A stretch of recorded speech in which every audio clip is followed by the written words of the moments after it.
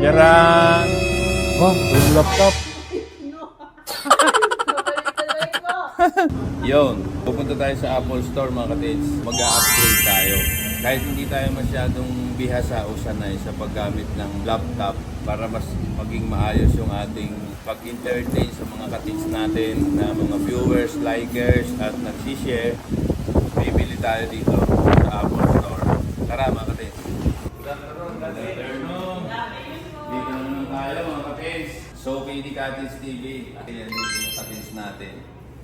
The best na mag-offer. Budolero. Yun. Hindi. Okay talaga. Sir, ang available, MacBook Pro 14-inch, M4 Max. Ang RAM po niya is 36GB, 1TB space lang. Yun, mga test, narinig Yan nyo? ang pinaka-high-end. Basta, ang sasabihin ko na lang, 1TB. Kahit masyadong mahaba. Magpa-practice tayo nito mga katins. Aaralin natin to. Yun mga katins. Andito na tayo ngayon sa Katins TV office. I-unbox natin yung ating biniling laptop. MacBook Pro M4 Max. So mga katins open na natin yan Dito na yan. Grabe Straight na straight Isa pa. Wow! Tapos, ganyan. Ayun Angat. 1, 2, 3. Ayun. Ay sus, ganun pala yun. Wow. Naka-plastic pa siya mga katins. Uy, ang bigat. Yan. Mga katins, binilhan ko na rin siya ng mga bag. Ayan Ganyan na natin yan.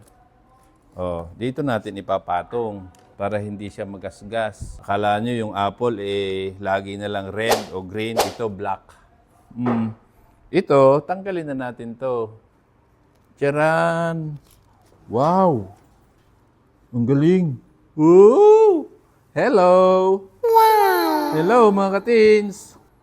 Woo! Wala, hindi ko naintindihan yan. Siyempre, mahusay yung mga anak natin mga katins. Yakang-yakan nila yan.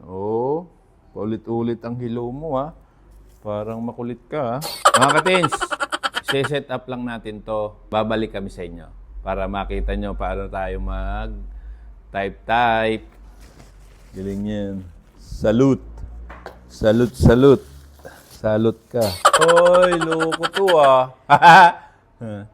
Philippines, parang ang layo ng Philippines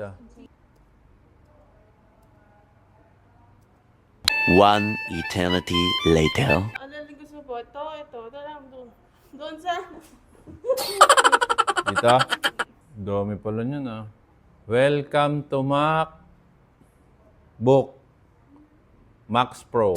Time ko magka-laptop, pangarap ko rin magkaroon ng ganito. Kailangan nating dagdagan natin yung ating kaalaman mga katins. Yun. Oh no! Lalagyan natin to ng siyempre logo ng Katins TV. Yan. Yan. Dito tayo sa latest mga katins. Yun